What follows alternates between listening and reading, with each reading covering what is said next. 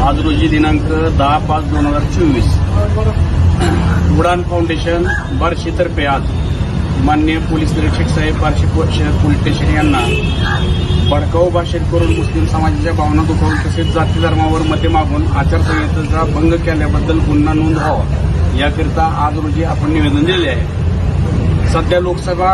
Election रणधुमाळी असून उस्मानाबाद लोकसभा मतदारसंघाचे घड्याळ चिन्ह घेऊन उभा असलेले अजित पवार गटाचे उमेदवार अर्चनाताई पाटील यांच्या प्रचारार्थ सभेमध्ये माननीय खासदार गायकवाड यांनी मुस्लिम समाजाच्या भावना दुखावतील व जाती धर्मात तेढ निर्माण होईल असे वक्तव्य केलेले आहे। तसेच या वक्तव्यामुळे जाती धर्माच्या नावावर मते मागता येत नाहीत याची पूर्ण कल्पना असताना देखील जाणून बुजून धर्माच्या नावाने मते मागण्याचं काम मान्य प्राध्यापक रवींद्र गायकवाड यांनी घड्याळ चिन्हाकरता केलेले आहे, जे की आदर्श आचारसंहितेचे उल्लंघन आहे। तरी त्यांच्यावर व त्यांच्या पक्षाच्या उमेदवार अर्चनाताई पाटील यांच्यावर कायदेशीर कारवाई व्हावी याकरिता आम्ही आज रोजी बार्शी शहर पोलीस स्टेशन येथे मान्य पोलीस निरीक्षक साहेबांना निवेदन दिलेले आहे। आज या निवेदनाच्या माध्यमाद्वारे आणि आजच्या घटनेद्वारे एवढंच मुस्लिम समाजाच्या या भावना आहेत की